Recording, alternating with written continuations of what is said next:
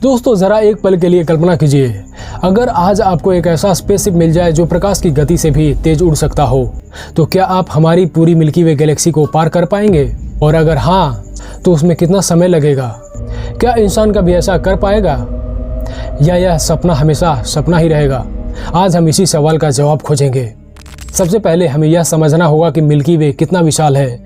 जिस गैलेक्सी में हमारा सौर मंडल मौजूद है, उसका व्यास लगभग 1 लाख प्रकाश वर्ष है। यानी अगर आप प्रकाश की गति से भी यात्रा करें, तब भी एक किनारे से दूसरे किनारे तक पहुंचने में लगभग 1 लाख साल लगेंगे। ध्यान दीजिए, प्रकाश ब्रह्मांड की सबसे तेज ज्ञात गति है, लगभग 3 लाख किलोमीटर प्रति सेकेंड।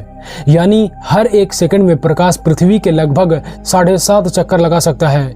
फिर भी मिल्की वे उसके लिए भी इतनी बड़ी है कि उसे पार करने में 1 लाख साल लग जाते हैं। अब सवाल आता है, अगर आज का सबसे तेज इंसानी यान भेजा जाए तो? मान लीजिए हम आज के सबसे तेज अंतरिक्ष यान में से किसी एक का उपयोग करें। उस गति से मिल्की वे को पार करने में लाखों नहीं, करोड़ों भी नहीं, बल्कि अरबों वर्षों का समय लग जाएगा। यानी इतनी लंबी यात्रा के मानव सभ्यता का पूरा इतिहास उसके सामने एक पल जैसा लगे। तो क्या इसका मतलब है कि इंसान कभी भी मिल्की वे पार ही नहीं कर पाएगा? जरूरी नहीं। वैज्ञानिक कई ऐसी तकनीकों पर विचार कर रहे हैं जो भविष्य में अंतरतारकीय यात्रा को संभव बना सकती है।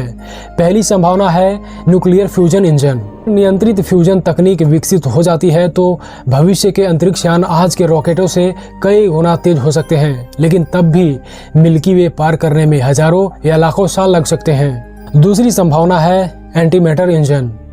एंटीमैटर और सामान्य पदार्थ के मिलने पर अत्यधिक ऊर्जा निकलती है। अगर कभी इंसान बड़ी मात्रा में एंटीमैटर को सुरक्षित बनाना और उपयोग करना सीख गया तो अंतरिक्ष यान अविश्वसनीय गति प्राप्त कर सकते हैं। लेकिन फिलहाल यह तकनीक प्रयोगशालाओं में बहुत आगे नहीं बढ़ी है। तीसरी और सबसे रोमांचक संभावना वार्प ड्राइव। यह विचार बताता है कि शायद यान को तेज चलाने की जगह अंतरिक्ष को ही मोड़ा जा सकता है। यान अपने आसपास के स्पेस टाइम को सिकोड़ और फैला देगा और बिना स्थानीय रूप से प्रकाश की गति पार किए बहुत दूर तक पहुंच जाए। सुनने में यह साइंस फिक्शन जैसा लगता है, लेकिन भौतिकी में ऐसे गणितीय मॉडल मौजूद है जो इस विचार पर चर्चा करते हैं। हालांकि अभी तक इसका कोई व्यवहारिक प्रमाण नहीं मिला है। इसके बाद आता है वर्म होल। कल्पना कीजिए एक सुरंग जो ब्रह्मांड के 2 बहुत दूर स्थित हिस्सों को सीधा जोड़ दे। अगर कभी स्थिर वर्म होल बनाना संभव हुआ तो शायद लाखों प्रकाश वर्ष की दूरी कुछ मिनटों या घंटों में तय की जा सके, लेकिन आज तक किसी वास्तविक वर्म होल का अस्तित्व सिद्ध नहीं हुआ है। एक और चुनौती है इंसान खुद। अगर यात्रा हजारों साल चले तो यान में रहने वाले लोग कैसे जीवित रहेंगे?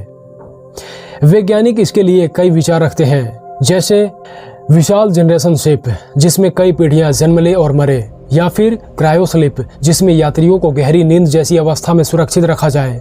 हालांकि ये तकनीकें अभी भी शुरुआती स्तर पर है। अब सबसे बड़ा सवाल, यह सब कब तक संभव हो सकता है? सच ये है, कोई भी वैज्ञानिक निश्चित तारीख नहीं बता सकता। अगर तकनीक धीरे धीरे आगे बढ़ती रही तो इस सदी के अंत तक इंसान शायद दूसरे तारों तक छोटे मिशन भेजने की दिशा में प्रगति करे। लेकिन पूरी मिल्की वे को पार करने लायक तकनीक शायद सैकड़ों या हजारों साल बाद भी विकसित न हो या हो जाए।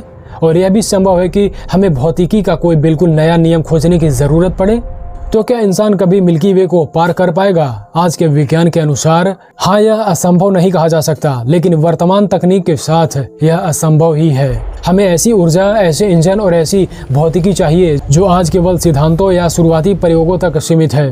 लेकिन याद रखिए, सिर्फ 120 साल पहले इंसान पहली बार हवाई जहाज से उड़ा था और आज हम दूसरे ग्रहों पर रोबोट चला रहे हैं।